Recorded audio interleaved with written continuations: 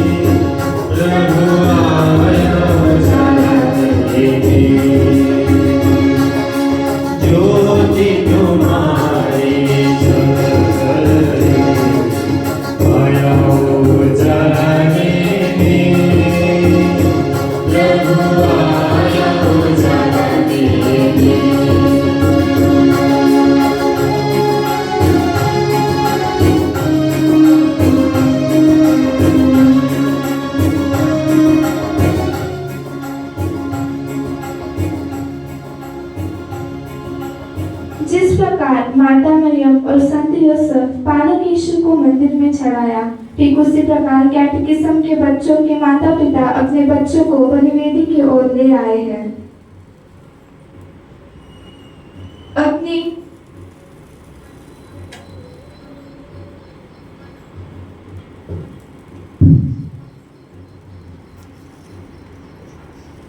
अपने जीवन, पढ़ाई और निर्णयों को वस्तुओं के साथ अर्पण करते हैं। ईश्वर से हम प्रार्थना करें कि यह समर्पण स्वीकारे और इन्हें आशीष प्रदान करे। बच्चे लोगों के हाथ से अर्पण लेने के बाद में बच्चे लोग खुद एक अर्पण माता मरियम के सामने रखेंगे, सामने मसीह मांग के वहाँ से जाकर अपने जगह पे बैठेंगे और पापा मम्मी के अर्पण को अपन ऑल्टर के ऊपर रखेंगे।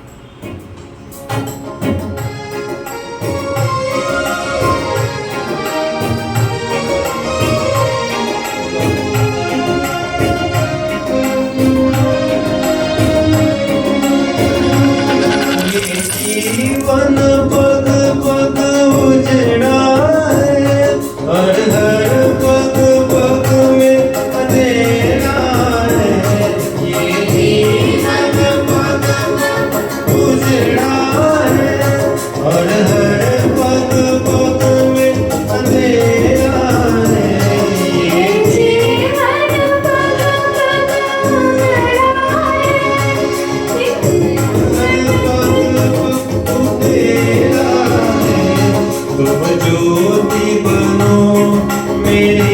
मन की तुम ज्योति बनो मेरे मन की, तुम ज्योति बनो मेरे मन की तुम ज्योति बनो मेरे मन की, और मन में ज्योत जला जाओ और मन में ज्योति जला जाओ। प्रभु कृष्ण मेरे स्वामी मन के प्रभु कृष्ण मेरे स्वामी मन के, तुम प्रेम मिलन को आ जाओ तुम प्रेम मिलन को आ जाओ। मैं भटका रही जीवन में मैं भटका रही जीवन में, मैं भटका रही जीवन में मैं भटका रही जीवन में, तुम राह नहीं दिखला जाओ तुम राह नहीं दिखला जाओ। प्रभु कृष्ण मेरे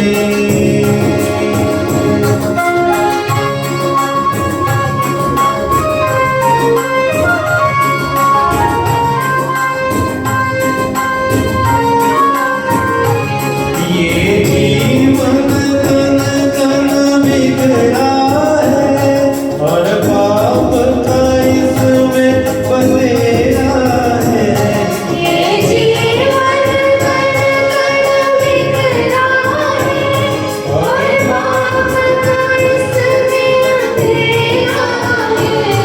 ये जीवन कन कन बिखरा है और पाप का इसमें बसेरा है ये जीवन कण कण बिखरा है और पाप का इसमें बसेरा है। ये जीवन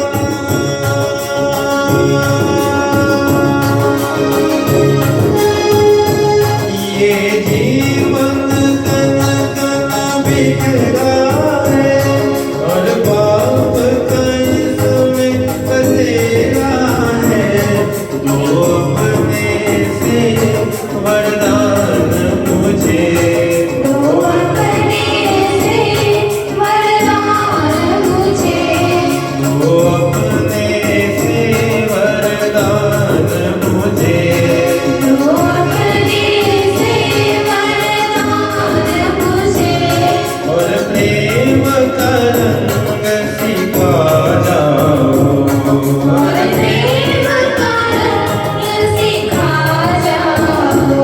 प्रभु कृष्ण मेरे स्वामी मन के प्रभु कृष्ण मेरे स्वामी मन के, तुम प्रेम मिलन को आ जाओ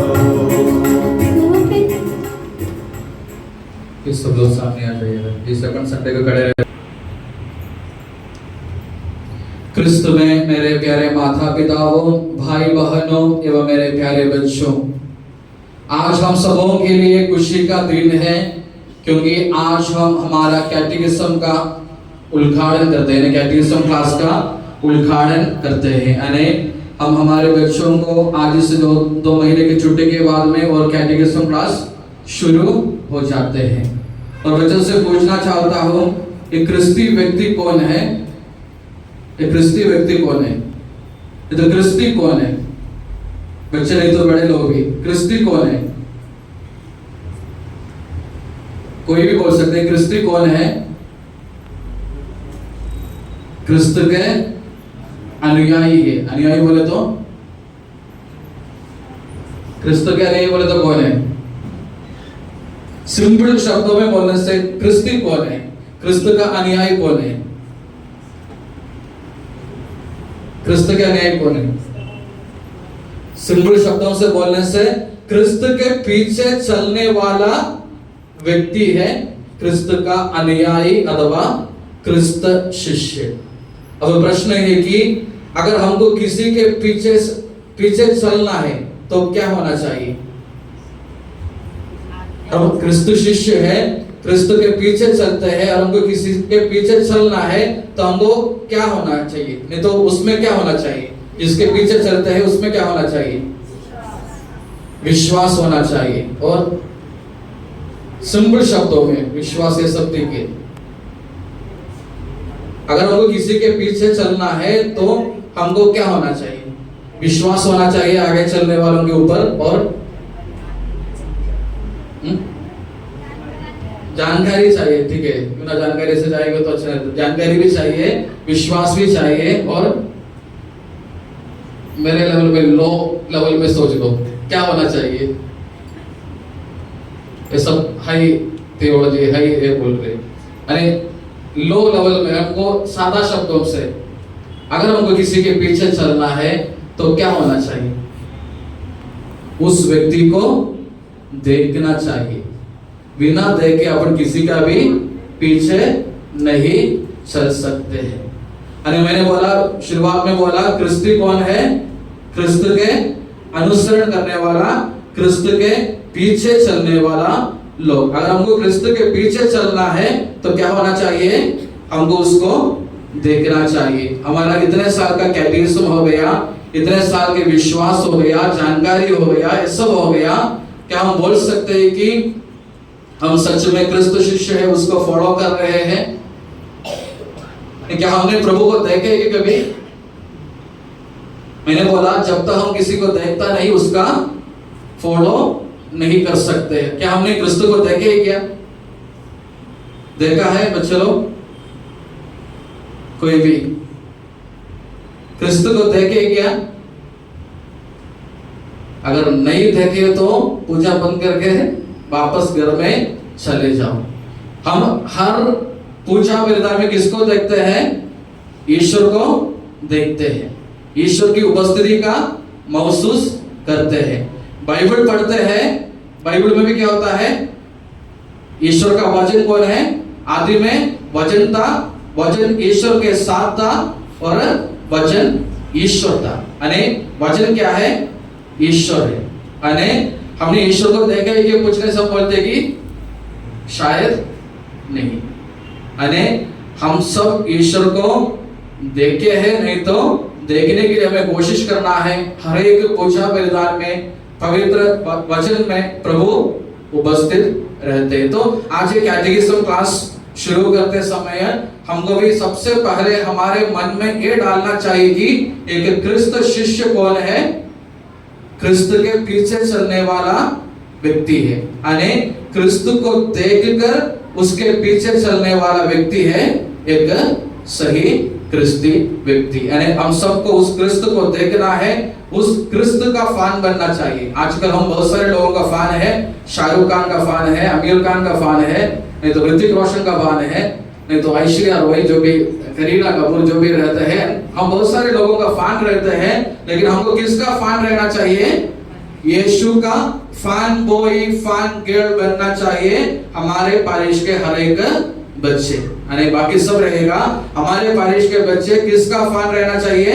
यीशु के फैन बॉय, फैन गर्ल बनना चाहिए। उसी के लिए हमको क्रिस्त को देखना है, क्रिस्त के पीछे चलना है। तो आज के पूजा विधान में हम विशेष रूप से हमारे सभी कैटेकिज्म बच्चों के लिए प्रार्थना करेंगे, उनके माँ बाप के लिए प्रार्थना करेंगे, ताकि उन लोग यीशु को जानते हुए, यीशु को देखते हुए, यीशु के पीछे होने की कृपा प्रभु उन्हें प्रदान करे।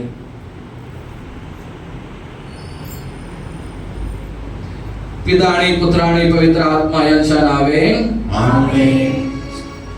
स्मराती रात्र पावन पासकाची पाय धुनी शिष्य मित्रांचे जशी केली आज्ञा प्रभु रायाने एकीने अर्पावे बलिदान नव्हे।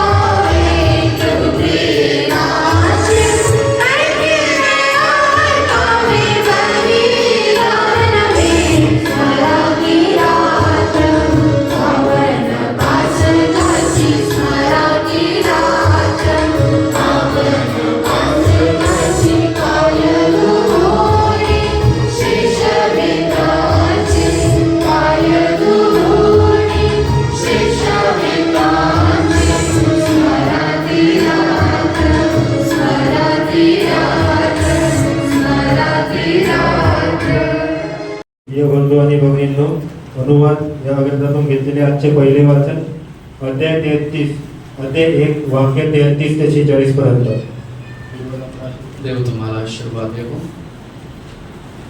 तुमच्यासाठी वाटेत तड देण्याचे ठिकाण शोधण्यास आणि रात्री अज्ञात व दिवसात वेगात प्रकट होऊन ज्या वाटेने तुम्ही जायचे ती वाट तुम्हाला दाखवण्यास तो तुमचा पुढे चालला.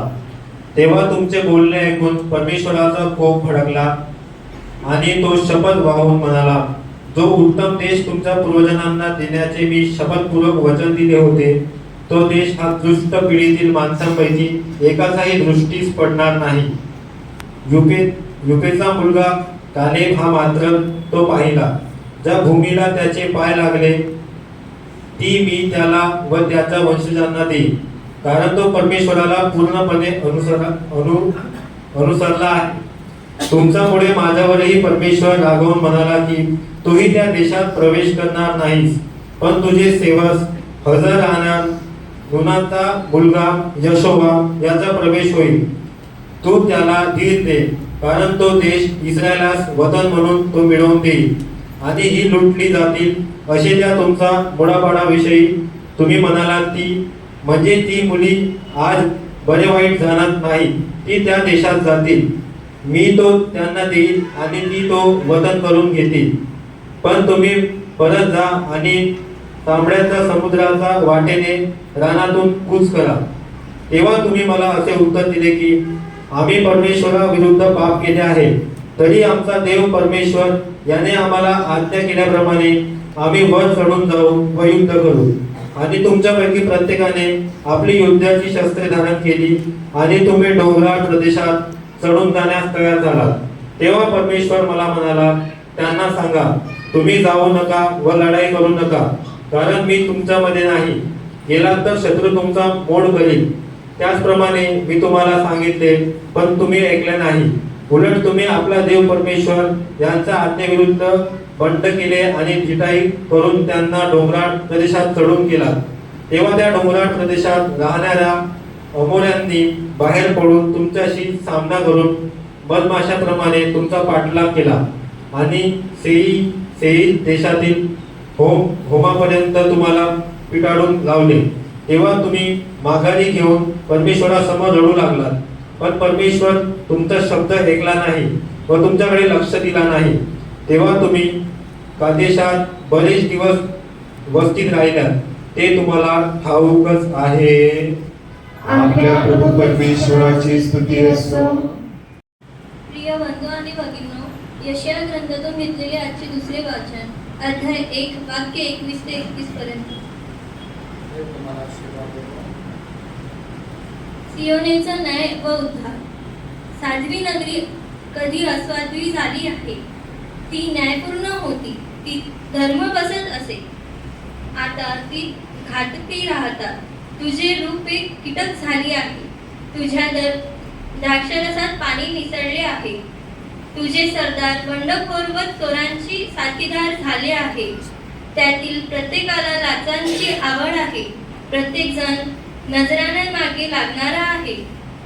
ते अनाथांचा न्याय करीत नाही, विधवेचा दास देत नाही. याकरिता प्रभू सेनाधीश परमेश्वर इस्रायलाचा समर्थ देव म्हणतो, माझ्या शत्रूंचा समाचार घेऊन मी स्वस्थास पावेन.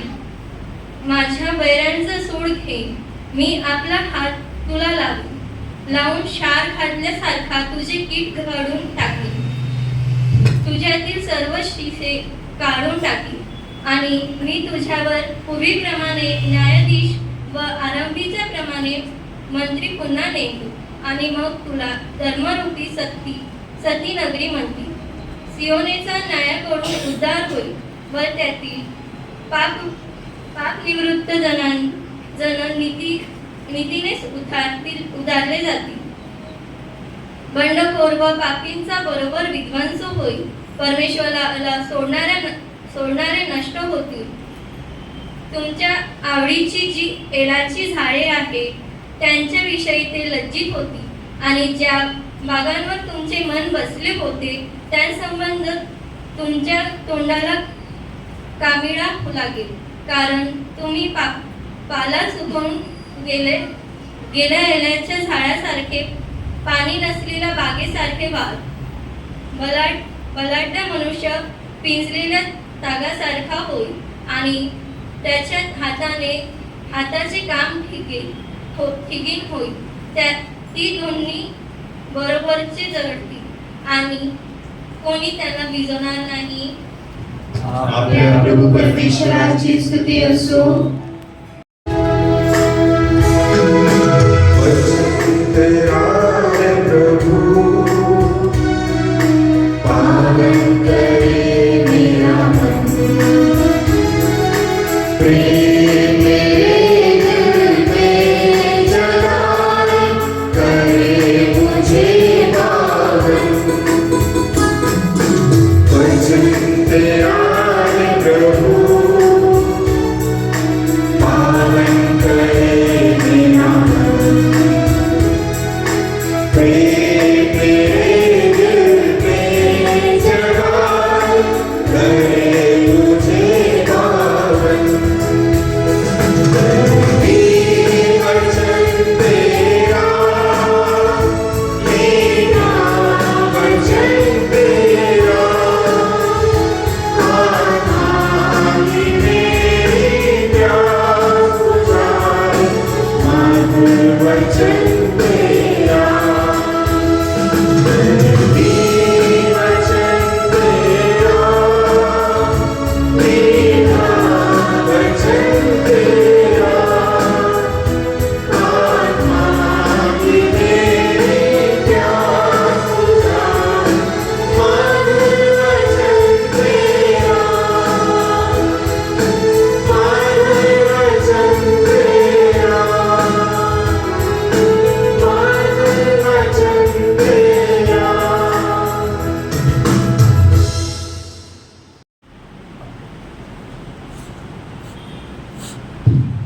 करंथीकरास पहिले पत्र यामधून घेतलेले आजचे तिसरे वाचन, अध्याय 14, वाक्य 1 ते 12 पर्यंत.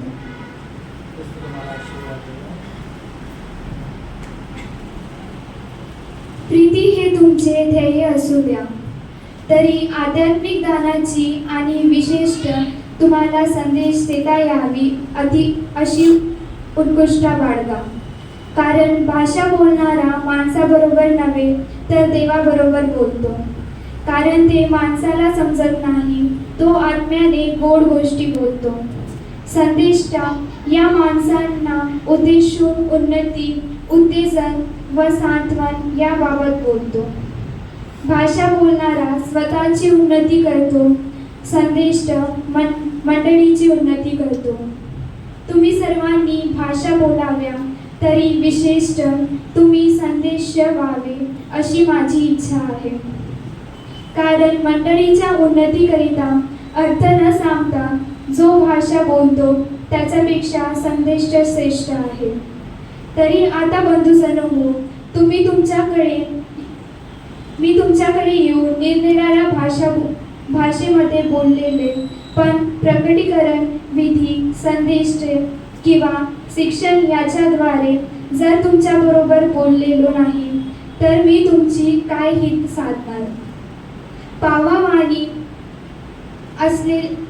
आपल्या नाद काढणाऱ्या निर्जीव वस्तूचा भित्र नादात भेद करून न दाखविल्यास पावाचे नाद कोणते, विनाचे नाद कोणते हे कसे कळेल.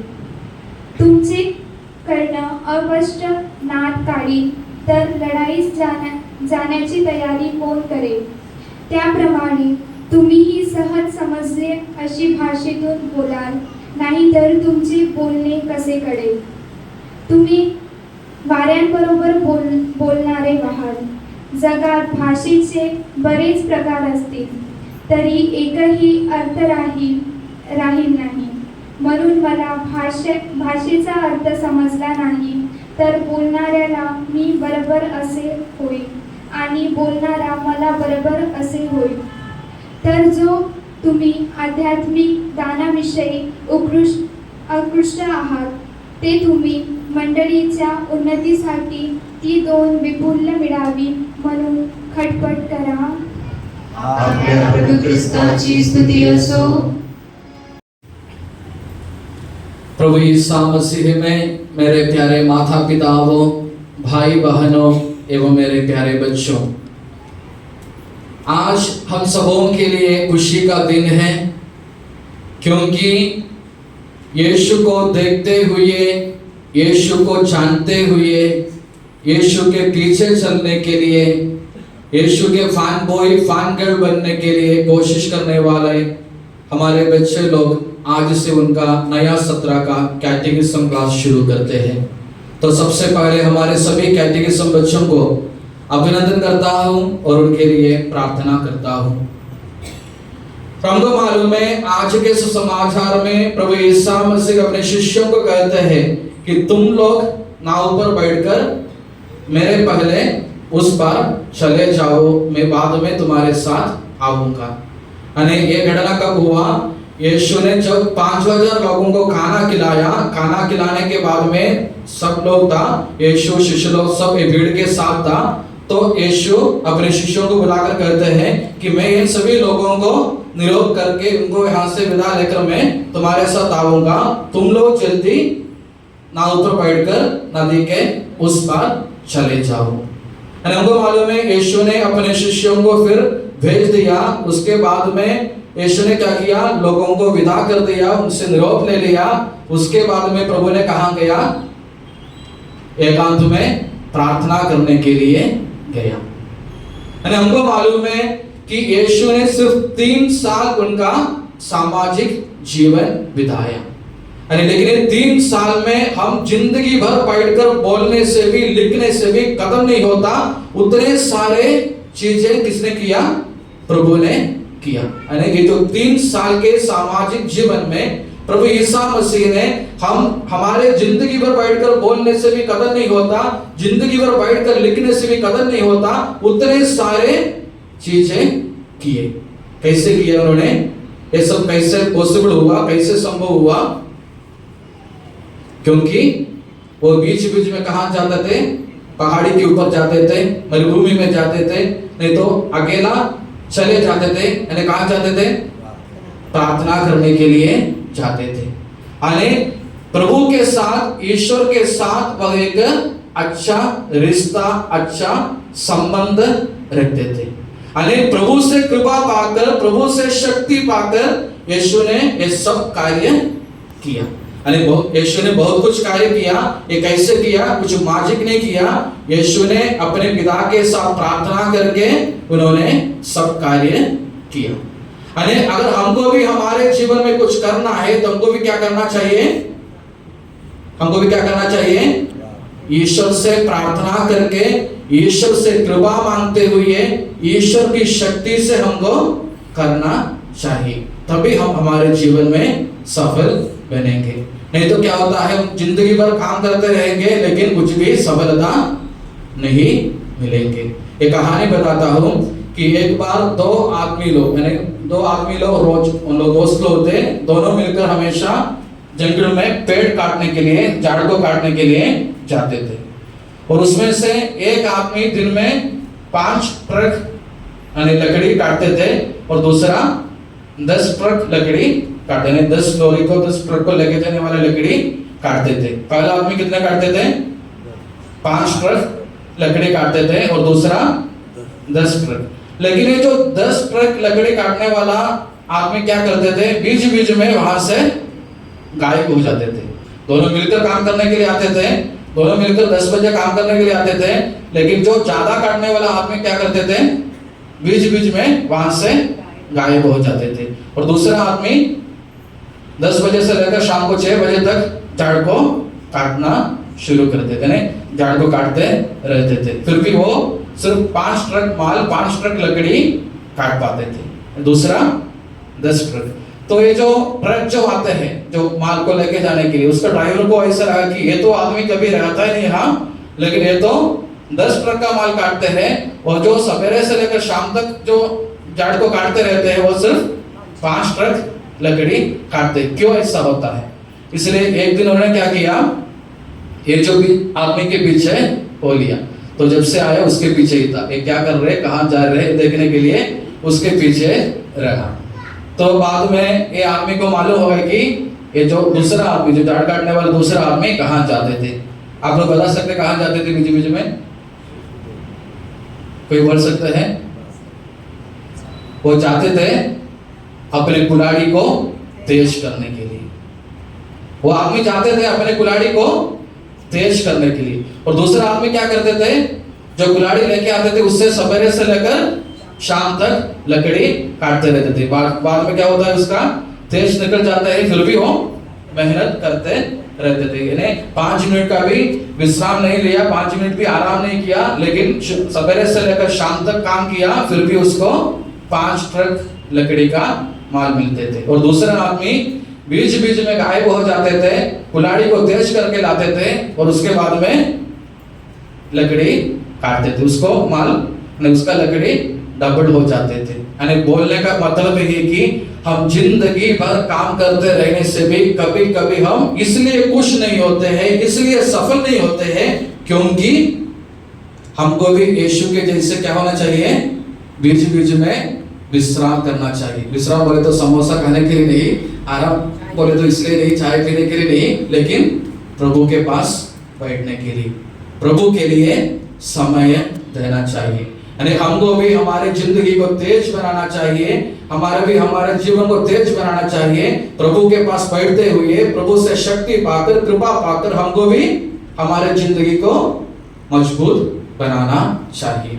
तभी हम अच्छे अच्छे कार्य कर सकते हैं, तभी हम जो भी कार्य करते हैं उसमें सफलता पा सकते हैं। नहीं तो हम ये जो पहले आदमी की जैसे क्या करेंगे, काम करते रहेंगे, काम काम काम एक हमेशा करते रहेंगे, लेकिन कभी भी उसमें सफलता नहीं पाते हैं। अगर सफलता पाना है तो हमको ईश्वर की कृपा जरूरी है।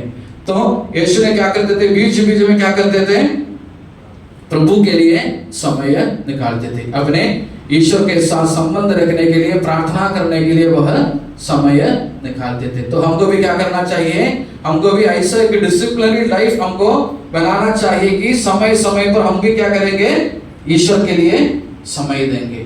यानी दिन में शायद हमारा पारिवारिक प्रार्थना होगा, नहीं तो हमारा संडे का पूजा बलिदान होगा, नहीं तो जो भी प्रार्थना रहते हैं वो सब प्रार्थना होगा। नहीं, प्रभु के लिए हमको क्या देना चाहिए, समय देना चाहिए। हमारे जिंदगी को हमको हमेशा तेज बना के रखना चाहिए, यानी हमको हमेशा शार्प बना के रखना चाहिए। प्रभु की कृपा से, प्रभु की शक्ति से हमको हमेशा हमारा जिंदगी को मजबूत बनाना चाहिए। तो पहला संदेश मैं यही बोलना चाहता हूँ, हमारे बच्चों को ईश्वर के साथ एक अच्छा संबंध रखो। यानी हम जो भी कार्य करते हैं उन सभी कार्यों में सफलता प्राप्त करने के लिए, विजय हासिल करने के लिए हमको क्या करना चाहिए, हमारे ईश्वर के साथ हमको एक अच्छा रिलेशनशिप, अच्छा संबंध, अच्छा रिश्ता रखना चाहिए। तब हम अपनी जिंदगी में सफल हो जाएंगे।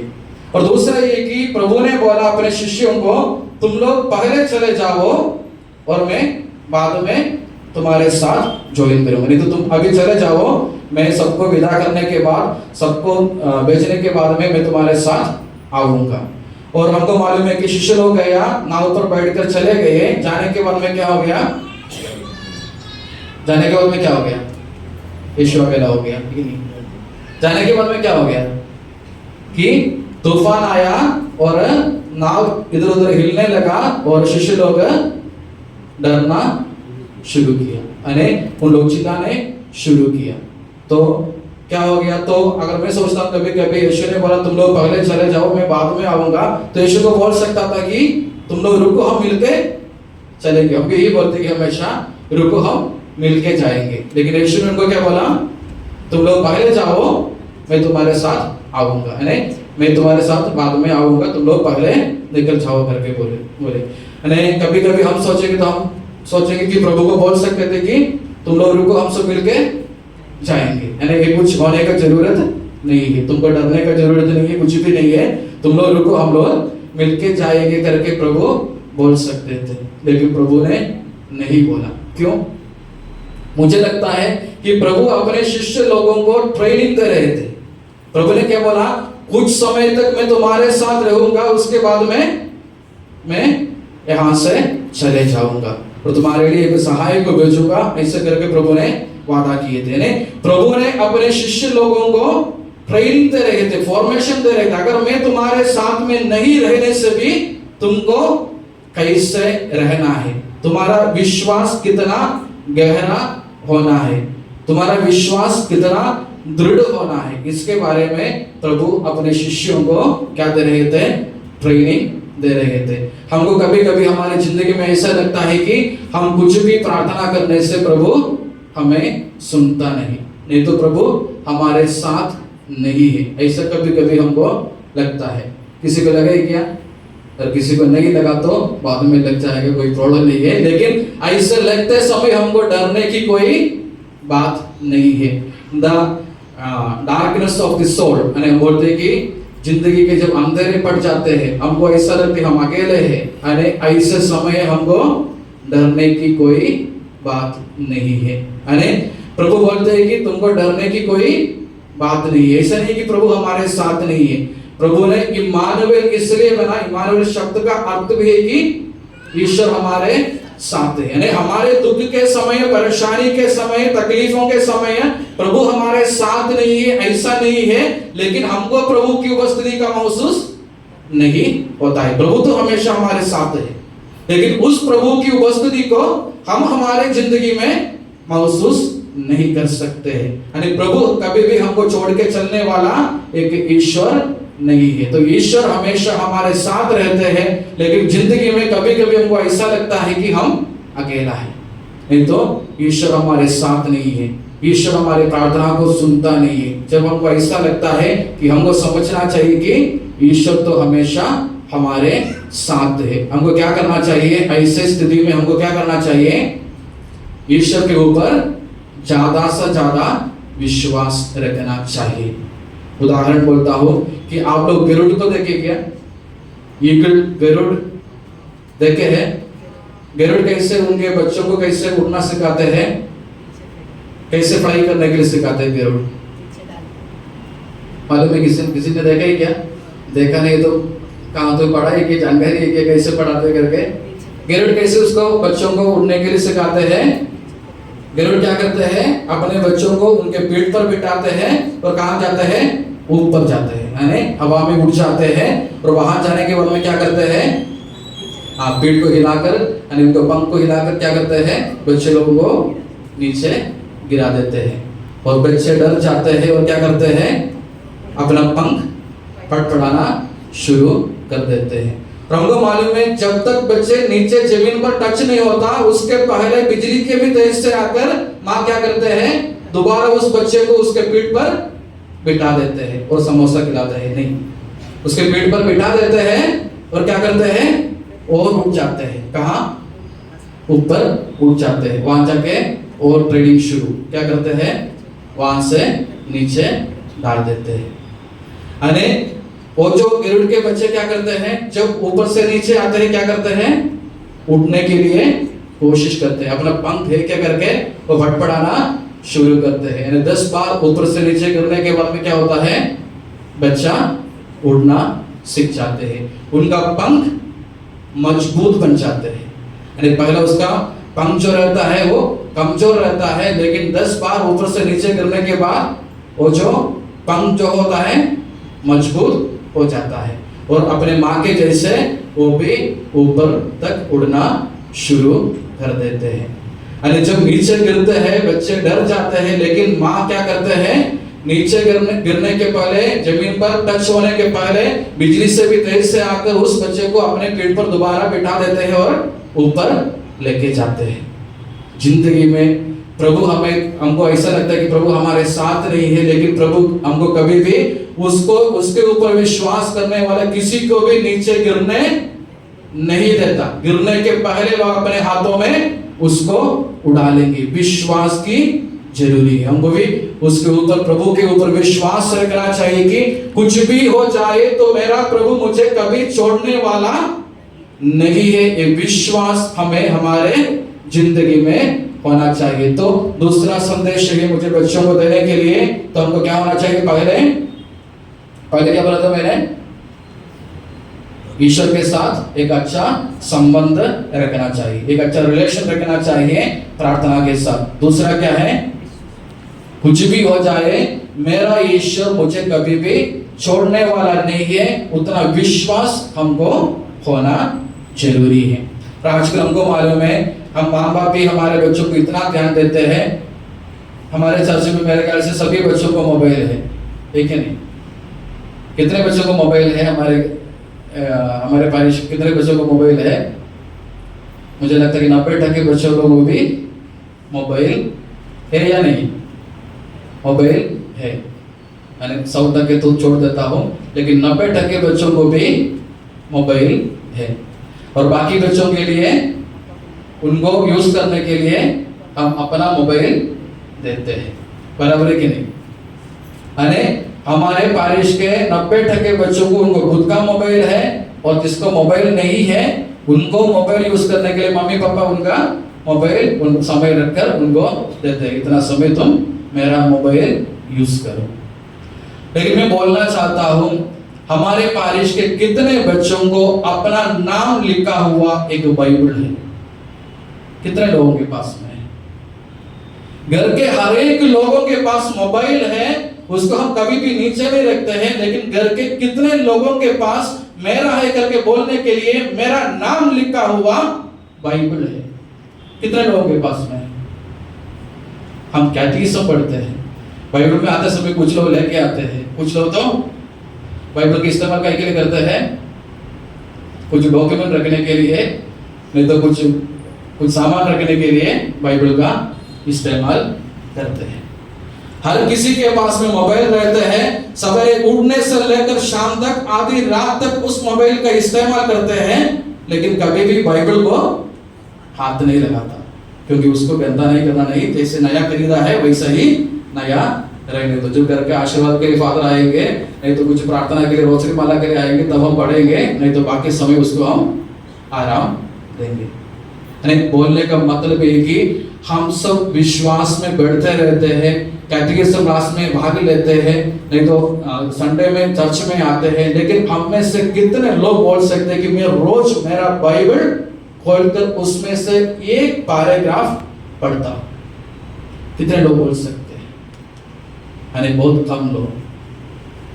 यानी ये जो कैटेकिज्म हमको इसलिए मदद करना चाहिए, इसी के लिए हमें प्रेरणा देना चाहिए कि मुझे जैसे को मोबाइल है, उस मोबाइल को मैं कैसे संभालता हूं, वैसे मेरे पास मेरे लिए मेरे नाम लिखा हुआ एक बाइबल मेरे रूम में, मेरे घर में होना चाहिए। अब हमारा मोबाइल घर के किसी को भी यूज करने के लिए नहीं देते, हम घर से भी ज्यादा तारा अपने मोबाइल को लगा के रखते हैं, फेस लॉक, फिंगर लॉक और पैटर्न लॉक और पासवर्ड जितना हो सकता है पूरा का पूरा लगा के हम हमारे मोबाइल को लॉक करके रखते हैं, उसको यूज करने के लिए किसी को भी देता नहीं। घर का चाबी चाहिए तो इधर उधर पड़ा रहता है, किसी को भी लेके जा सकते हैं, उसके ऊपर कोई चिंता नहीं।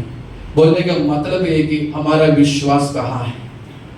हम बोलते हैं कि हम हमारे ईश्वर के ऊपर विश्वास करते हैं, कैटेकिज्म क्लास में बढ़ते हैं, ये सब करते हैं, लेकिन हमको हमारे मन को जांच करके देखना चाहिए, मुझे और आपको हमारा विश्वास कितना गहरा है।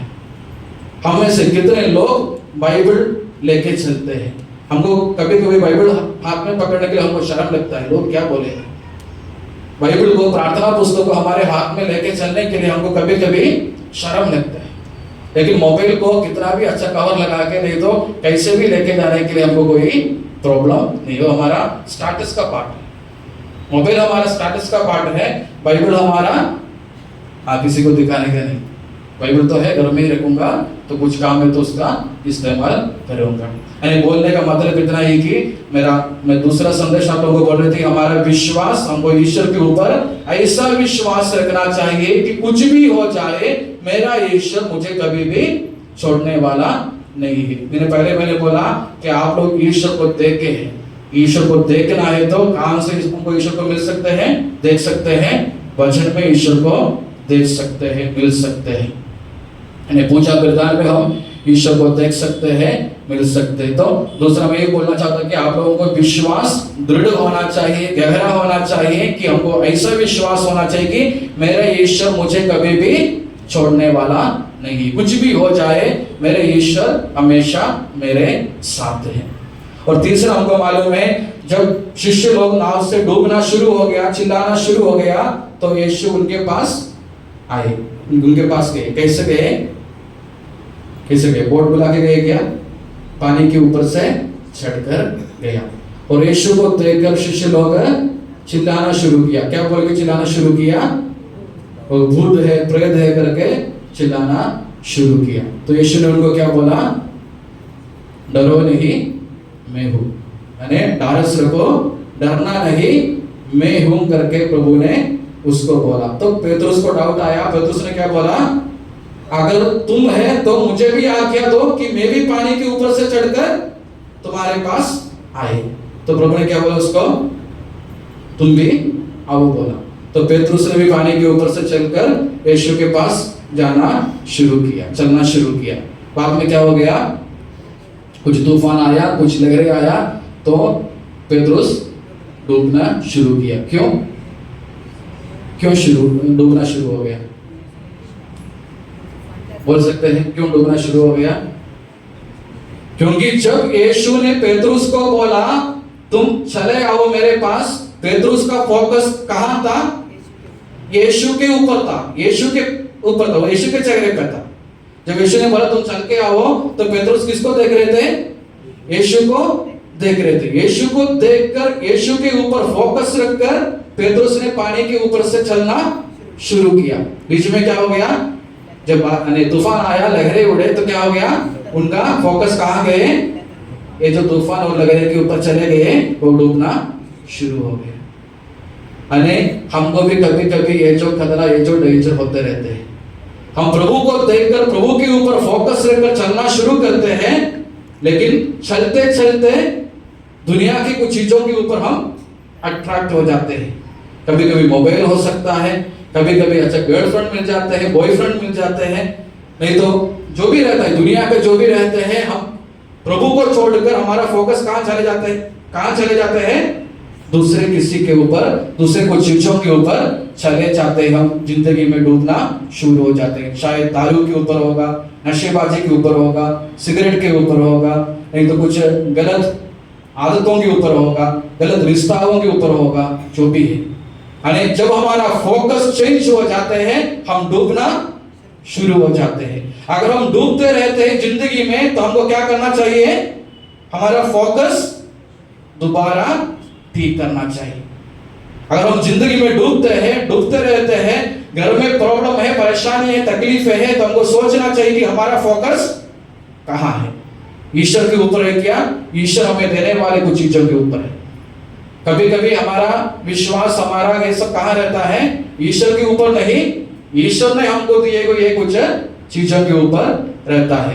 यानी हम कभी कभी हम हमारे नौकरी के ऊपर गर्व करते हैं। ये नौकरी किसने दिया हमको? प्रभु ने दिया। यानी उस प्रभु को छोड़कर हम नौकरी के ऊपर गर्व करते हैं। नहीं तो कभी कभी हम हमारे ताकत के ऊपर गर्व करते हैं। ये ताकत किसने दिया? प्रभु ने दिया। जो हमको दिया उसको भूलकर जो दिया वाला चीज है उसको हम ज्यादा से ज्यादा फोकस करते हैं और हम जिंदगी में डूबना शुरू हो जाते हैं। तो आज के दिन मैं बच्चों को यही बोलना चाहता हूं कि हमारा फोकस कहां रहना चाहिए? ईश्वर के ऊपर रहना चाहिए। कितना भी तूफान आए, लहरें आए, कुछ भी आए, तो आप लोग नहीं डूबेगा अगर आपका फोकस ईश्वर के ऊपर है। तो आज ये कैटेकिज्म क्लास शुरू करते समय मैं आप लोगों को यही बताना चाहता हूं। पहला संदेश मैंने क्या बोला था?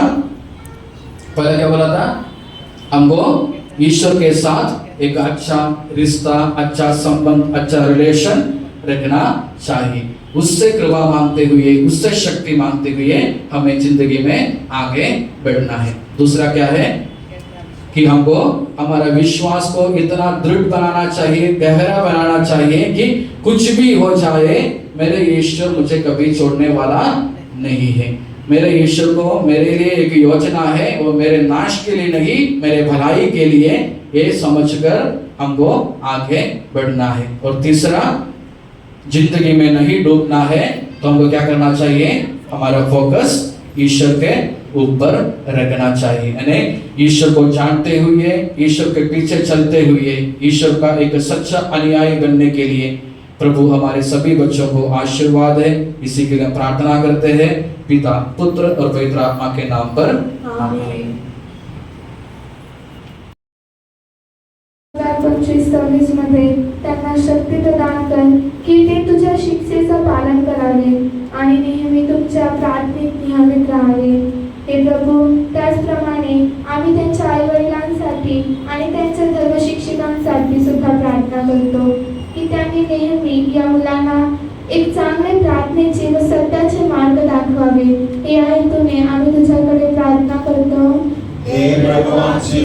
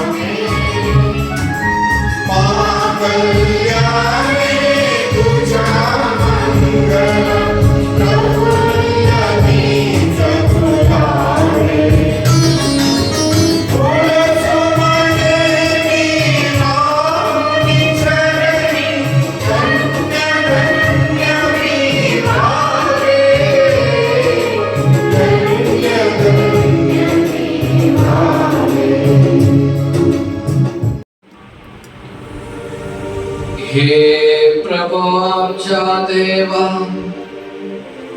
तुझ्या पुत्राच्या आदेशाप्रमाणे आम्ही त्याच्या दुःखभोगाचा स्मरणोत्सव साजरा करीत आहोत। ज्या रात्री त्याला पराधीन करण्यात आले, त्याच रात्री येशूने आपल्या पवित्र हातात भाकर घेतली, आपले डोळे स्वर्गात आपल्या गौरवी पित्याकडे लावले, तीस आशीर्वाद दिला आणि ती मोडली व आपल्या शिष्यास देत म्हटले, हे माझे शरीर आहे जे पापाच्या क्षमेसाठी तुम्हाकरिता मोडले जातात।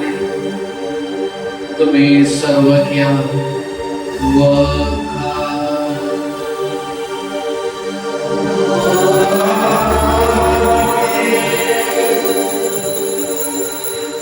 आणि त्याचप्रमाणे त्याने प्याला करिता बघा स्मरण केले, त्यास आशीर्वाद दिला आणि तो त्यांना देत म्हटले, हे माझे नव्या कराराचे रक्त आहे, जे पापाच्या क्षमेसाठी बहुताकरिता उतले जातात।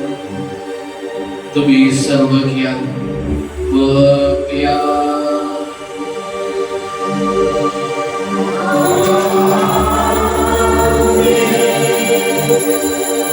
जेव्हा तुम्ही माझ्या नावाने एकत्र जमता, तेव्हा माझे स्मारक म्हणून मी जे केले ते करा। आराधना हो, ही सच्ची व जीवनदायी भाकर सकाळ उतरून आली आहे आणि समस्त जगास जीवन देत आहे। हिचे सेवन करणारे मरत नाही, तिला ग्रहण करणारे मुक्तीस पात्र होतात व त्यांना समाधान मिळते आणि ते सर्व काळ जगतात।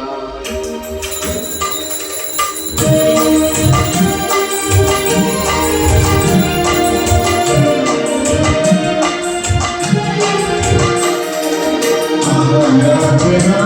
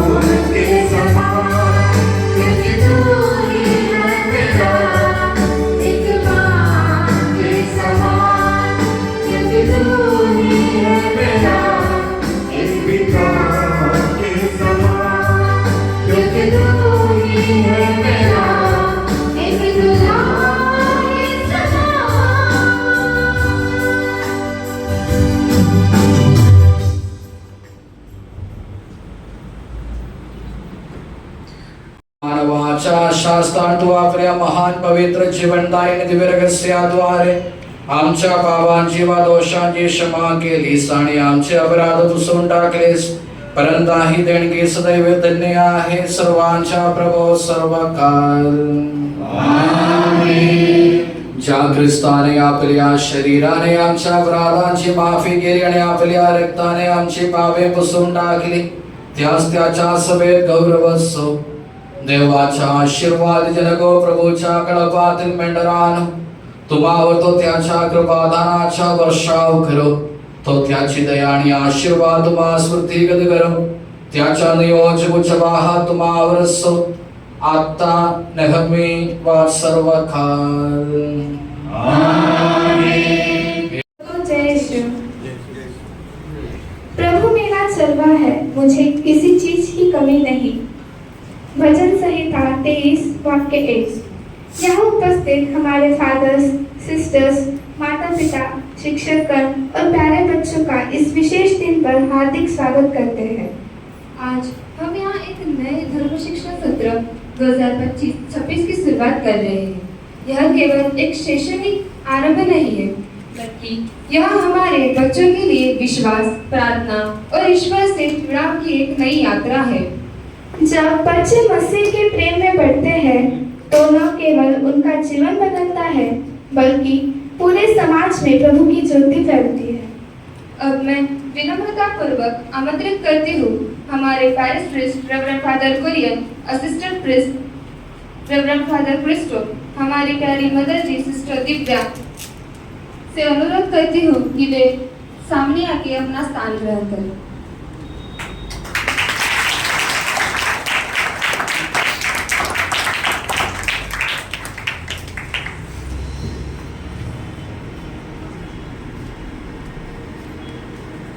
और जैसे टीचर और सेलेक्ट टीचर को भी आमंत्रित करती हूँ कि वे आगे आके अपना स्थान ग्रहण करें।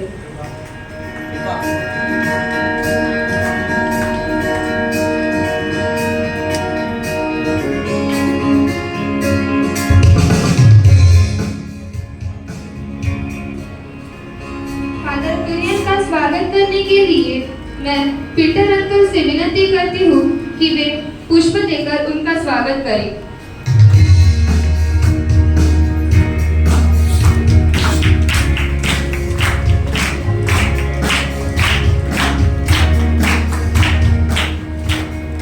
फादर क्रिस्टो का स्वागत करने के लिए मैं संगीता दीदी को विनती करती हूँ कि वे सामने आकर उनका स्वागत करें।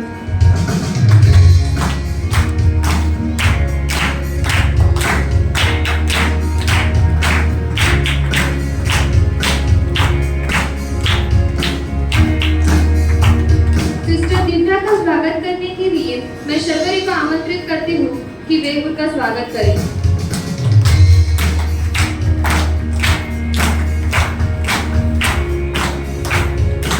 का स्वागत करने के लिए मैं भोगर गुरु जी से विनती करती हूँ कि वे सामने आकर उनका स्वागत करें।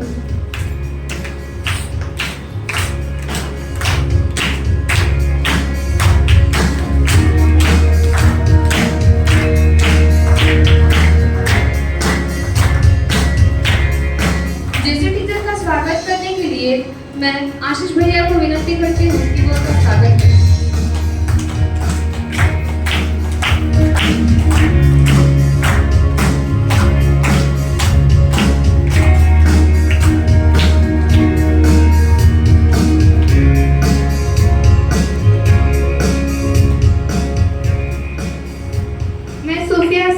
करती हूँ कि वे सामने आकर अपने शब्द व्यक्त करें।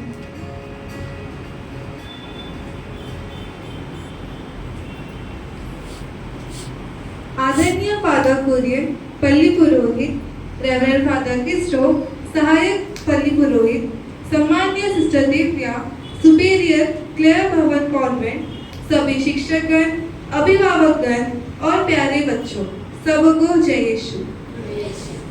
आप सभी को आज के इस धार्मिक, प्रेरणास्पद और पवित्र अवसर पर सप्रेम शुभकामनाएं और हार्दिक स्वागत। जहाँ आत्मा को ज्ञान का प्रकाश मिलता है, वहीं से सच्चा जीवन शुरू होता है।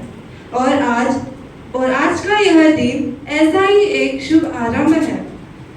हम सभी यहाँ आज एकत्र हुए हैं ताकि हम मिलकर वर्ष 2025-26 के कैटेकिज्म कक्षाओं का उद्घाटन कर सकें। एक ऐसा मंच जहाँ हम बच्चों को न केवल धर्म का ज्ञान मिलेगा बल्कि प्रभु के साथ एक गहरा संबंध, एक जीवित विश्वास और सेवा का भाव भी विकसित होगा। कैटेकिज्म केवल एक विषय नहीं है, यह हम बच्चों की आत्मा के पोषण देने वाली शिक्षा शैली है। यह हमें सिखाता है कि जीवन केवल किताबों से नहीं बल्कि प्रार्थना, प्रेम, त्याग और करुणा से भी सीखा जाता है। यह हमें हमारे धर्म, हमारे संस्कारों और प्रभु यीशु मसीह की शिक्षाओं से जोड़ता है। आज हम न केवल एक नए शैक्षणिक वर्ष की शुरुआत कर रहे हैं बल्कि एक ऐसे सफर की भी शुरुआत कर रहे हैं जो हम बच्चों को ज्ञान से विश्वास और विश्वास से सेवा की ओर ले जाएगा।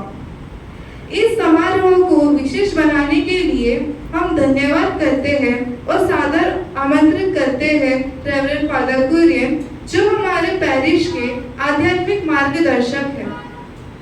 रेवरेंड फादर क्रिस्टो, जिनकी मुस्कान और उपस्थिति हम बच्चों को बहुत प्रिय है, और हमारी प्रिय मदर जी सिस्टर दिव्या, क्लेयर भवन की सुपीरियर, जिनका जीवन ही प्रेरणा का स्रोत है।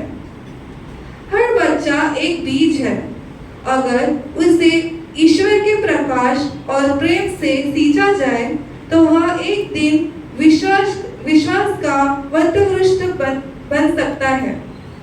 आज आप सब माता पिता और शिक्षकों के रूप में एक संकल्प लें कि हम अपने बच्चों को धर्म, प्रार्थना और सेवा की भावना में बड़ा करें।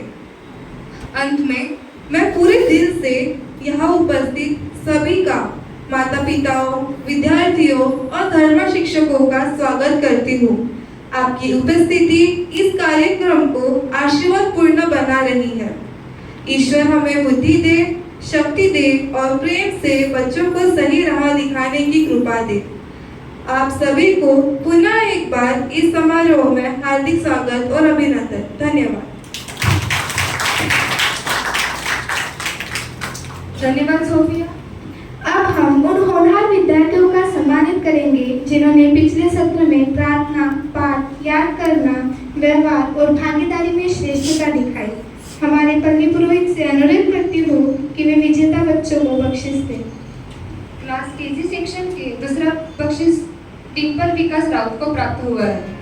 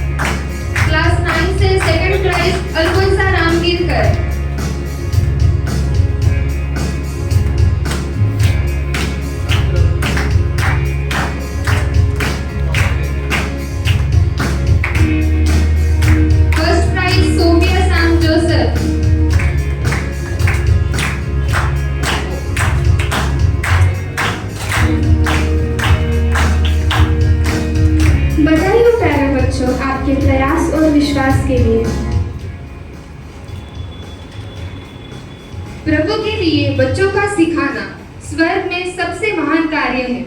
आज हम उन 2 शिक्षिकाओं का अभिनंदन करते हैं जिन्होंने वर्षों तक निस्वार्थ भाव से बच्चों की धार्मिक शिक्षा में अपना योगदान दिया।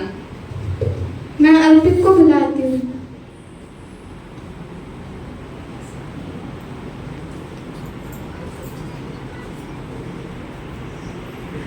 मेरे प्यारे माता पिताओं, भाई बहनों और मेरे प्यारे दोस्तों, सबको जय यीशु।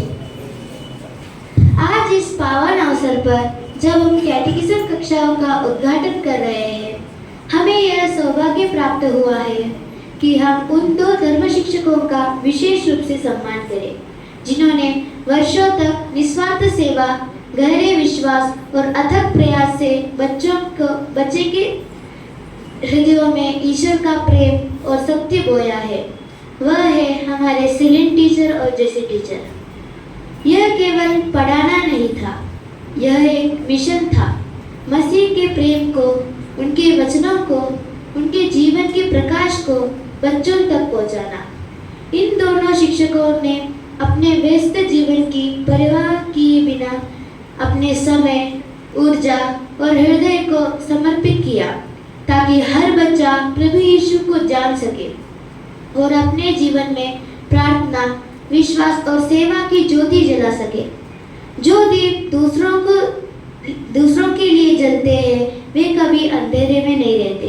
इन्हीं दीपों की तरह हमारे ये शिक्षक अपने जीवन से यह सिखा गए हैं, ईश्वर के राज्य के लिए काम करना कोई असाधारण कार्य नहीं बल्कि एक पवित्र बुलाहट है। उन्होंने बच्चों को केवल बाइबल पढ़ना नहीं सिखाया बल्कि उन्हें सिखाया कि कैसे यीशु के जैसे जिया जाए, प्रेम से, क्षमा से और सच्चाई से। आज हम उन दोनों को दिल से धन्यवाद करते हैं। उनकी निष्ठा, तपस्या और प्रेरणा के लिए उन्होंने किसी पुरस्कार की अपेक्षा किए बिना ईश्वर के राज्य के बीज बोए जो आज भी फल दे रहे हैं। जिन हाथों ने बच्चों को प्रार्थना सिखाई वे खुद ईश्वर का स्पर्श पा चुके हैं। आप दोनों हमारे लिए आशीर्वाद है। आपका योगदान अमूल्य है। हम प्रार्थना करते हैं कि ईश्वर आपको दीर्घायुष दे और आपके हर अच्छे कार्य का प्रतिफल आपको स्वर्ग में मिले। आपका यह सम्मान केवल शब्दों में नहीं हमारे दिलों में भी अंकित रहेगी। अभी मैं आदरणीय फादर कुरियन से अनुरोध करता हूँ कि हमारे सिलिन टीचर और जेसी टीचर को आदर सम्मान स्वरूप एक छोटा सा तोहफा दें।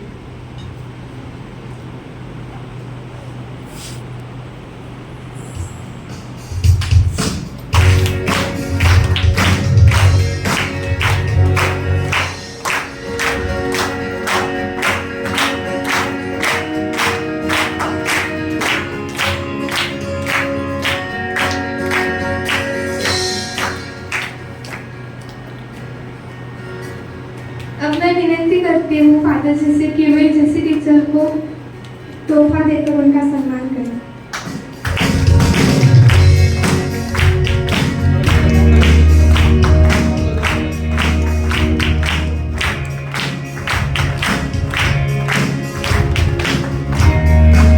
हमारे कैटेकिज्म की नई इंचार्ज सिस्टर कृपा मरिया, इनका स्वागत करने के लिए मैं फादर जी से विनती करती हूँ कि वे उनको फूल गुच्छा देकर स्वागत करें।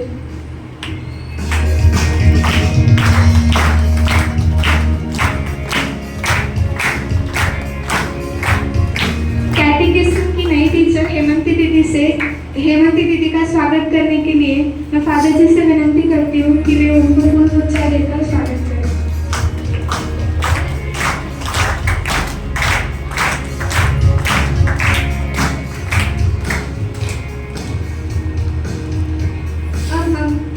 रेवरेंड फादर कुरियन को सादर आमंत्रित करते हैं कि वे बच्चों को मार्गदर्शन प्रदान करें और हमें अपने प्रेरणादायक शब्दों से आशीर्वाद दें।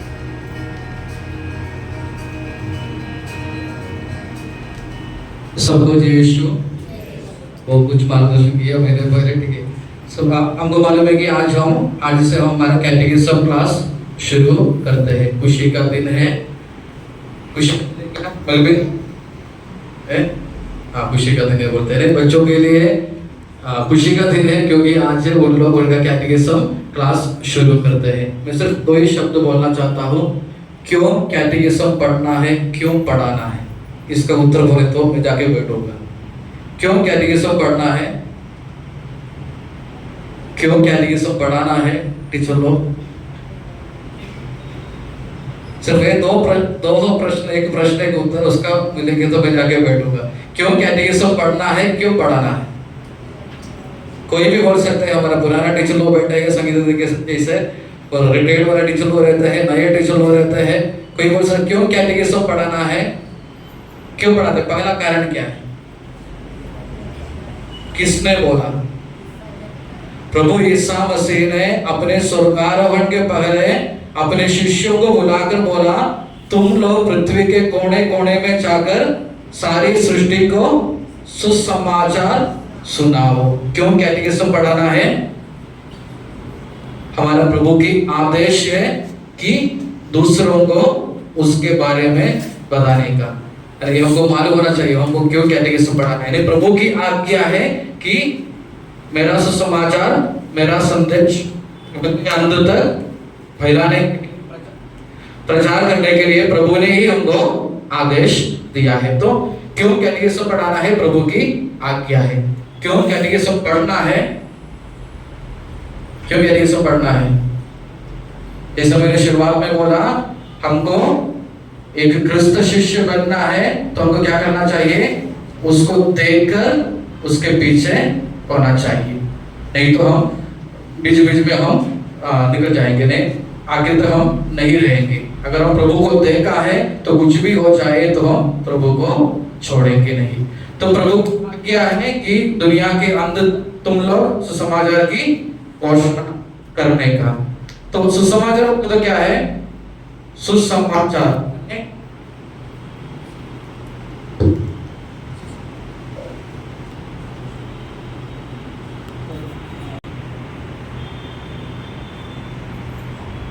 तो प्रभु की आज्ञा है कि सुसमाचार की घोषणा करना। सुसमाचार बोले तो क्या है, अच्छे समाचार। Good news has to be share, यानी अच्छे समाचार को क्या करना चाहिए, शेयर करना चाहिए। बोलते हैं कि अगर हमारा खुशी है तो उसको शेयर करने से क्या होता है, वो डबल हो जाता है। दुख है उसको शेयर करने से वह कम हो जाता है, नहीं आधा हो जाते हैं।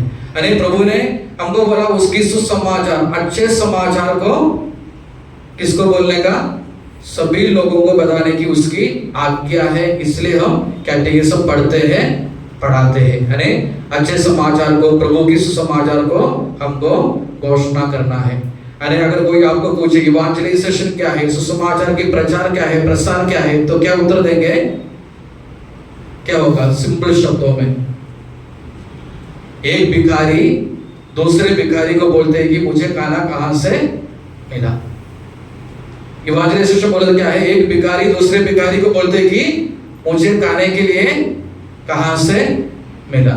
मतलब क्या है, यानी सुसमाचार, नहीं तो इवांजेलाइजेशन बोले तो सुसमाचार की प्रचार प्रसार बोले तो क्या है, हम लोग हमको मिले भलाई को, अच्छाई को क्या करते हैं, दूसरों के साथ शेयर करते हैं। प्रभु ने मेरे जीवन में कितना अच्छाई किया, ने जितना भलाई किया, मैंने जो अनुभव किए उस भले ईश्वर को दूसरों के साथ में बांटना, शेयर करना, उसको हम इवांजेलाइजेशन बोलते हैं, सुसमाचार की घोषणा बोलते हैं, सुसमाचार की प्रचार प्रसार ये सब बोलते हैं। इसलिए मैंने बोला एक भिखारी दूसरे भिखारी को बोलते हैं कि मुझे खाने कहां से मिला। हम लोग भी क्या करते हैं, हम एक दूसरे को बोलते हैं कि मुझे कौन संभालता है, मुझे कौन भलाई करके देता है, नहीं तो मेरा ईश्वर कौन है। ये सब अच्छे सुसमाचार हम भी दूसरों को बोलते रहते हैं। तो कैटेकिज्म भी यही है कि प्रभु की आज्ञा को मानते हुए, प्रभु से मिले हुए उन भलाइयों को, अच्छाइयों को दूसरों तक पहुंचाने के लिए हम कोशिश करते रहते हैं। तो हमको मालूम है आज हमारे साथ है सलीम टीचर और जैसी टीचर। सलीम टीचर ने पिछले 10 साल और जैसी टीचर ने पिछले 8 साल प्रभु ने जो भी भलाई उनके साथ किए हैं, उन्होंने जो भी अनुभव किया है प्रभु के भलाई के बारे में, तो वो सब हमारे बच्चों को बोल रहे थे, सिखा रहे थे। यानी उन लोग कोई पैसा के लिए, नहीं तो कुछ मिलता करके नहीं, लेकिन प्रभु ने उनके जीवन में जो भी दिया है, जो भलाई का उन्होंने अनुभव किया है, उस प्रभु की प्यार को उन्होंने हमारे बच्चों के साथ शेयर कर रहे थे। तो आज उन लोगों के हेल्थ इश्यूज के वजह से पिछले साल से बोल रहे थे, फिर भी 1 साल और आगे गया, मैंने इस साल तो उन लोग रिटायर बोले तो कैटेकिज्म नहीं पढ़ाते। तो हमारे पल्ली की तरफ से हमारे सभी बच्चों के नाम पर मैं हमारे दोनों टीचर लोगों को तहे दिल से धन्यवाद देता हूँ। और हमारे टीचर था काजल टीचर, ठीक है नहीं, काजल टीचर को रिटायरमेंट का समय नहीं हुआ, इसलिए हम उनको धन्यवाद नहीं बोल रहे। अगर वापस ब्रह्मपुरी में आएंगे तो वो दोबारा और कैटेकिज्म पढ़ा सकते हैं, इसलिए उनको अपन रिटायरमेंट नहीं दे रहे, उनको धन्यवाद वगैरह नहीं बोल रहे। तो काम के वजह से भी दूर है, तो इस साल तो कैटेकिज्म नहीं पढ़ाएगा, तो उसको भी आभार भरे दिल से याद करता हूँ।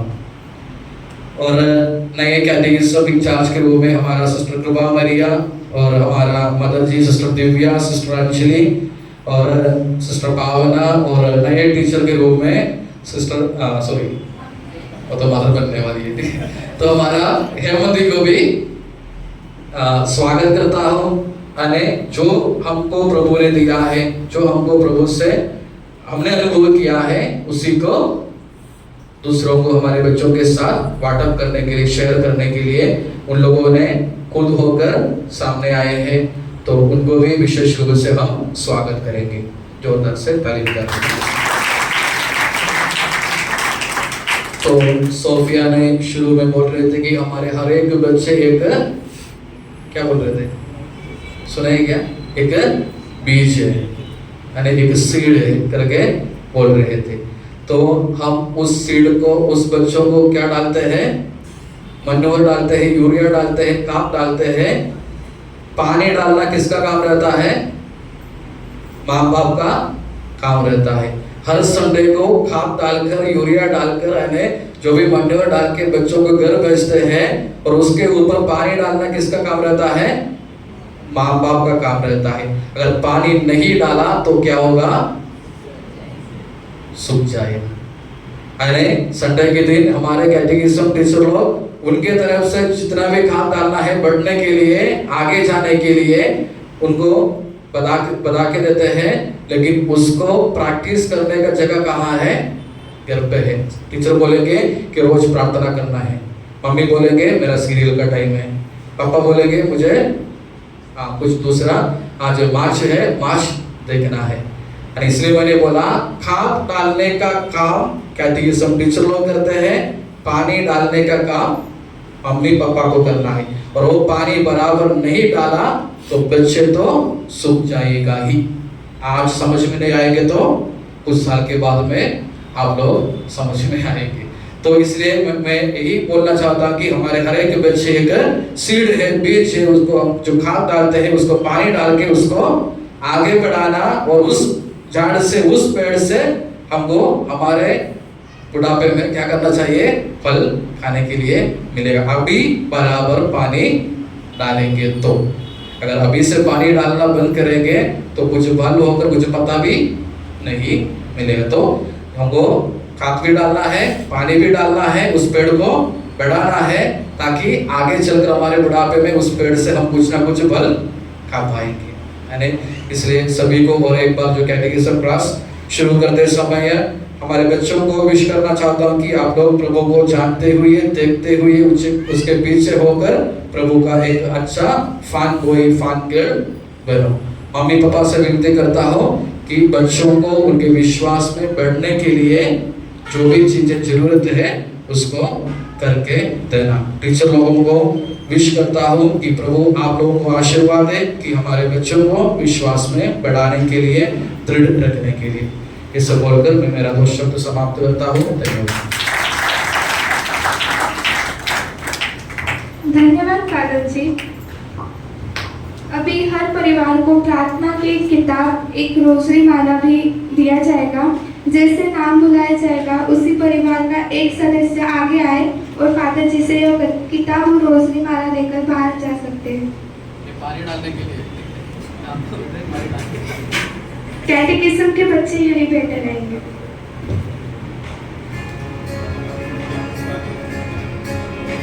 रंजना बाई बंदर। ये मराठी पुस्तक है, किसी को हिंदी में चाहिए तो मराठी पुस्तक वापस कर हिंदी पुस्तक दे दो, ठीक है? अभी सबको मराठी पुस्तक है। जयदेव वांड्रे। काशीनाथ बस्ताकडे रेडी हो जाए। काशीनाथ बस्ताकडे। प्रकाश बोल।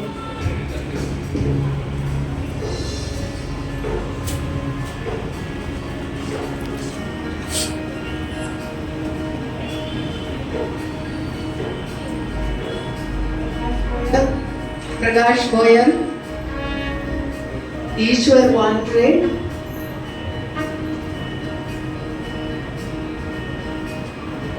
किशोर तिर्की।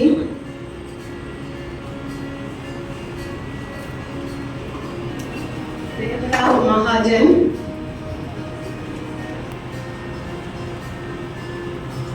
लघु मेश्राम।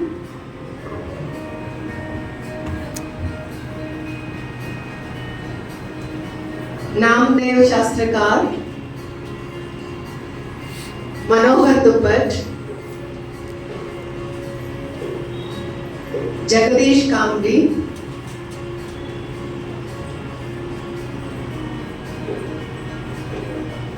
सुशील उइके।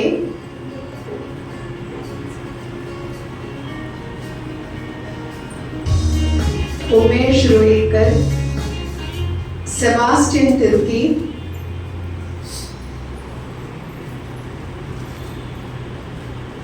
Peter Paul.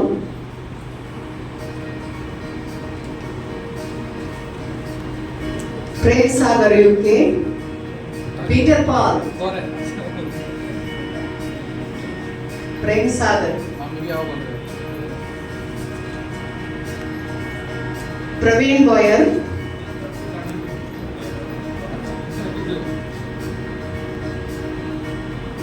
किरण कुजूर। अमृत टोपो। अमृत टोपो। राजू सुखदेवे।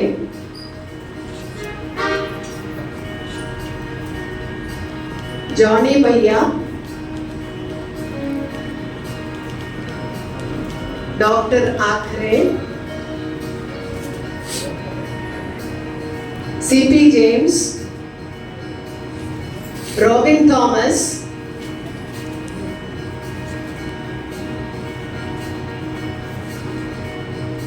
क्रिस्टोफर मिंच।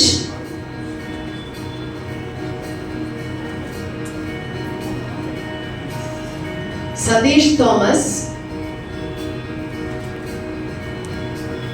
अप्पू भैया।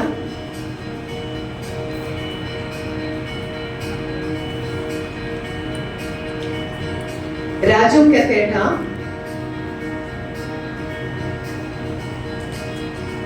गुरुदेव वांड्रे। अप्पू भैया। गुरुदेव वांड्रे। गणराज बॉयर। नरेश डोनाटकर।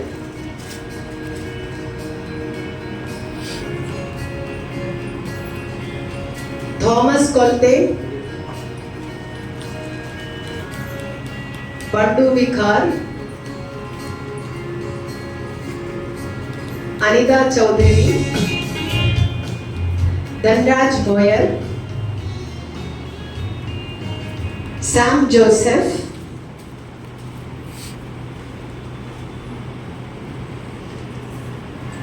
Joseph sir.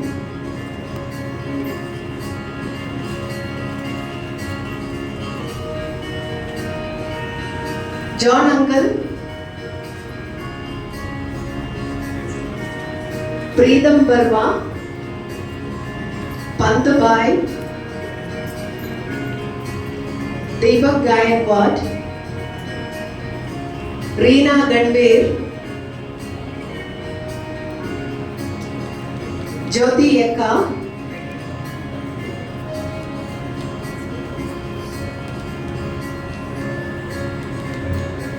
कावेरी दुपट।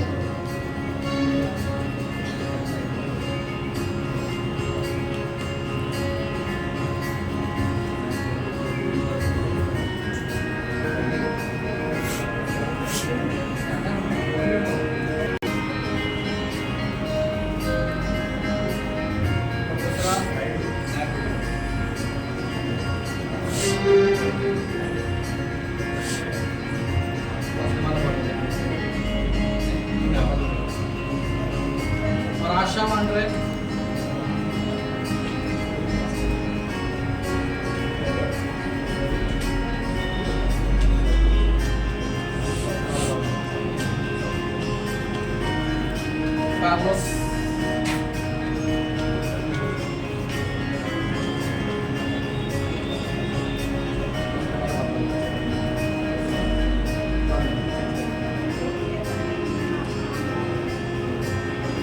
तो किसी के नाम चुके हैं पापा आप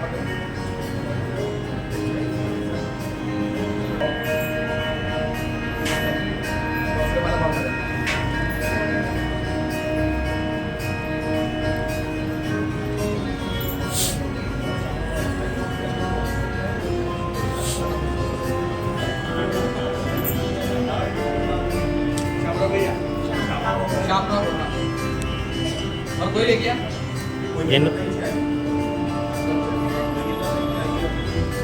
तो बनाओ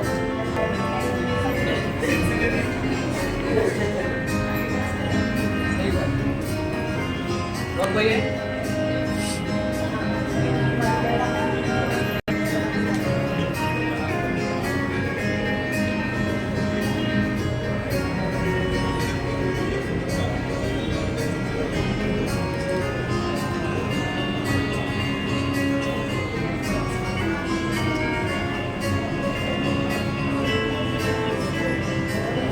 Word of thanks.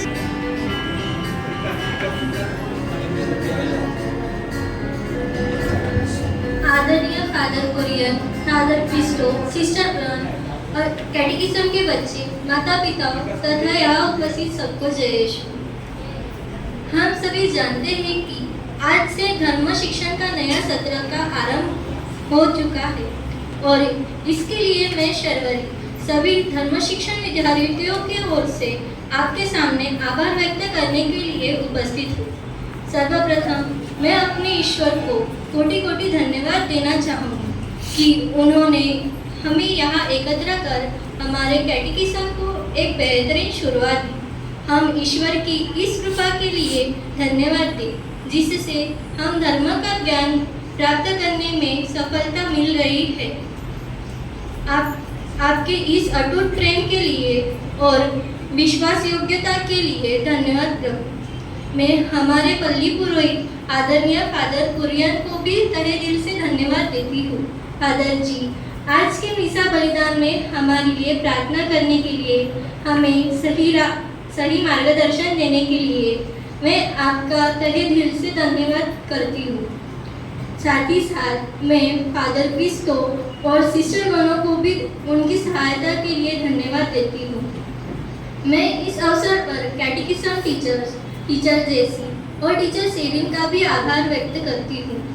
उन्होंने हम सभी बच्चों को ईश्वरीय ज्ञान को बढ़ाने तथा ईश्वर की इच्छा अनुसार अच्छा जीवन जीने का सिखाया। आज हम इन्हीं की मेहनत के कारण ईश्वर को जाना है और उनके भक्ति भाव जीवन में सहभागी है। मैं विशेषकर हमारे पल्ली के यूथ मेंबर्स को भी धन्यवाद देती हूँ क्योंकि उन्होंने हमारे लिए विशेष रूप से प्रार्थना की। हम अपने माता पिताओं का धन्यवाद दें जिन्होंने हमेशा हमारा मार्गदर्शन किया, पालन पोषण किया, हमें कैटेकिज्म का महत्व बताया और हम ईश्वर और उनकी इच्छाओं के बारे में सिखाने और अध्ययन करने के लिए प्रेरित किया।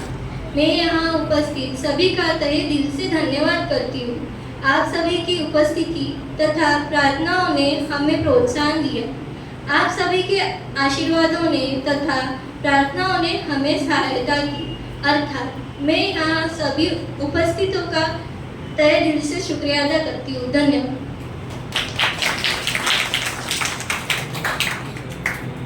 आशीर्वाद के लिए सभी बच्चे कृपया लाइन में खड़े हो जाएं और फादर जी से आशीर्वाद ग्रहण करें। बाकी लोग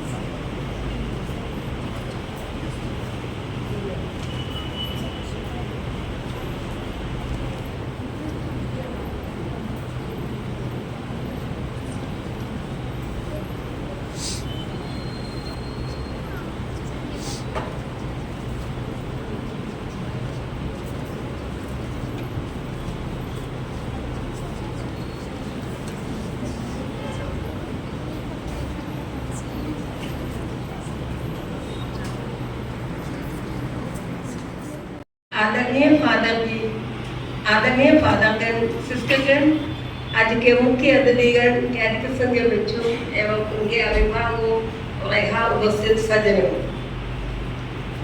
स्वर्गारोहण के पहले अपने शिष्यों से प्रभु यीशु ने कहा, संसार के कोने कोने में जाकर सारी सृष्टि को सुसमाचार सुनाओ।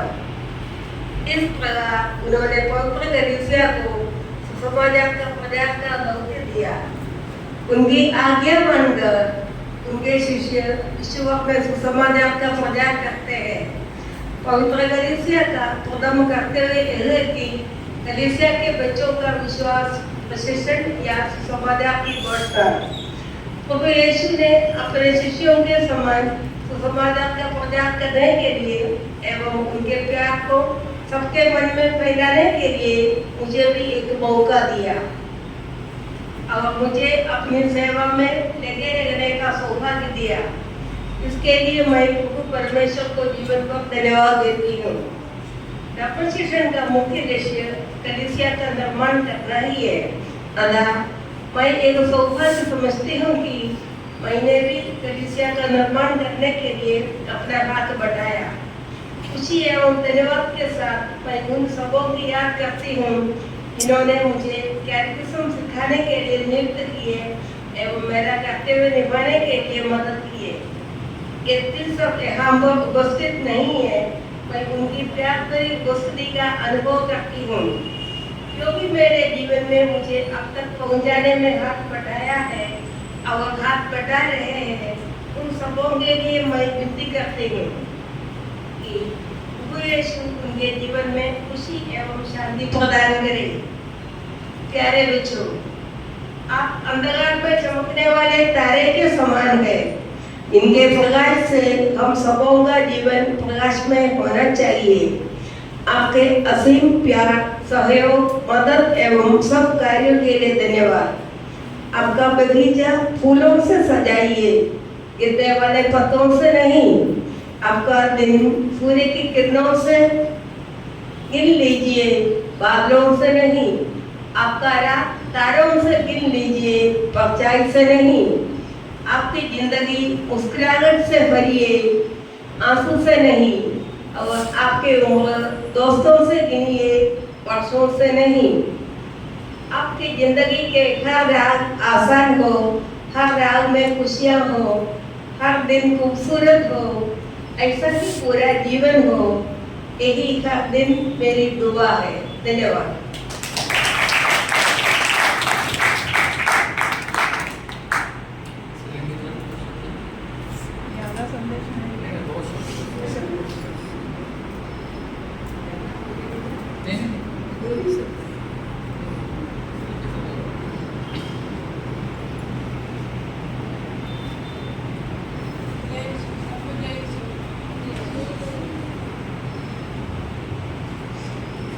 आदरणीय फादर जी और मेरे प्यारे बच्चों, मुझे ज़्यादा संदेश आप लोगों के लिए देना नहीं है।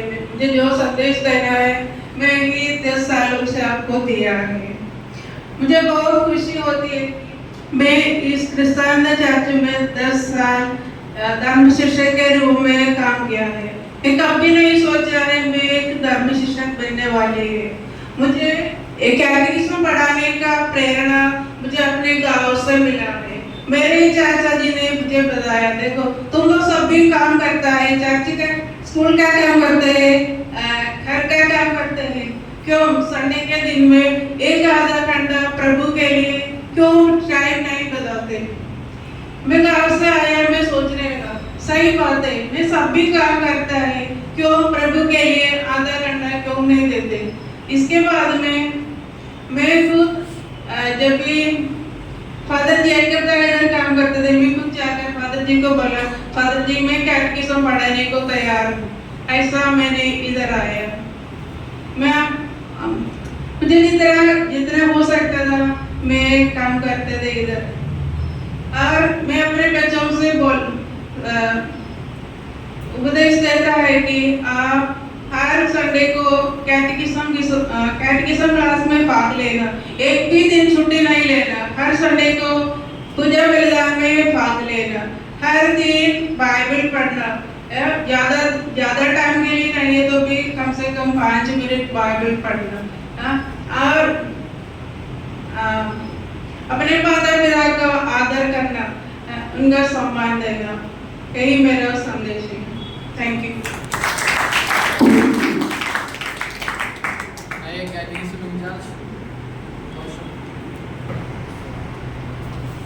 सबको जय यीशु। आदरणीय फादरगण, सिस्टरगण, मेरे प्यारे बच्चों,